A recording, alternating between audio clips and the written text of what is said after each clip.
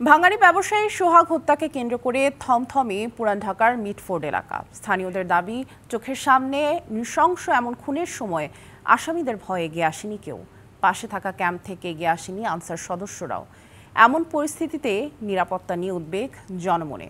ঘণ্টাখানেক ধরে নৃশংসতা চালানো হলেও পুলিশ না আসায় তাদের ভূমিকা নিয়ে প্রশ্ন তাদের। দেখলো যে একটা পাথর দিয়ে তাকে মারতেছে, তারপর কেউ আটকেটে আসলো না। পুরান ঢাকার মিটফোর্ড এলাকা। ভাঙাড়ি ব্যবসায়ী লালচাঁদ সোহাগকে প্রকাশ্য নৃশংসভাবে হত্যার ঘটনাস্থল দেখতে মানুষের জটলা। কি হয়েছে এটা দেখতে এই জায়গায় আসলাম। আইন শৃঙ্খলা ব্যবস্থার সামনে যদি হয় তাহলে পাবলিক কোথায় যাবে?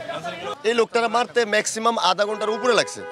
তাহলে কই ছিল? পাবলিক ফাংশনে গেলে হাইটা চলে যাইতেছে, আসতেছে পুলিশ প্রশাসন কোথায় ছিল? তবে ঘটনার 3 দিন পার হলো স্থানীয়দের মধ্যে আতঙ্ক কাটেনি। কয়েকজন আসামি গ্রেপ্তার হলেও তাদের বিষয়ে মুখ খুলতে চান না এলাকাবাসী। তারা বলছেন ভয়ের কারণেই ঘটনার দিন সোহাগকে বাঁচাতে এগিয়ে আসেননি কেউ। এখন আনসাররা তো ওনারা আইনে লোক ওনারাই তো আসলো না, আর আমরা তো সাধারণ পাবলিক। দেখা যাচ্ছে আমরা যদি কেউ আসতাম তখন আমাদের তো মারধর শুরু করতো। ওনাদের কাছে যেই অস্ত্র ছিল না, বাট ওনাদের একটা দাপট এই অঞ্চলে তারা রাজত্ব করে ফেলছে।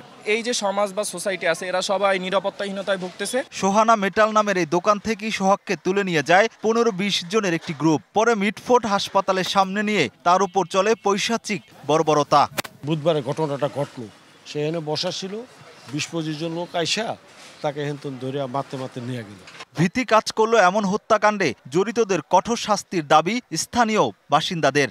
ভায়োলেন্স সৃষ্টি করা, মব সৃষ্টি করা, প্রকাশ্যে একটা বলা, রাজনীতিক একটা আলোচনা, প্রকাশ্যে বলতেছে আমরা, অথচ তারাই তাদেরকে প্রশ্ন আশ্রয় দিতেছে, চাঁদাবাজি, তারাই চাঁদার ভাগ নিতেছে। প্রয়োজনে এই দেশে ওরা থাকবে, নাহলে আমরা থাকবো, হয় সন্ত্রাসী থাকবে, নাহলে আমরা সাধারণ জনগণ থাকবো। ঠিক আছে। গেল বুধবার সোহাগকে মিটফোর্ড হাসপাতালের সামনে পিটিয়ে ইট পাথর দিয়ে মাথা থেতলে হত্যা করা হয়।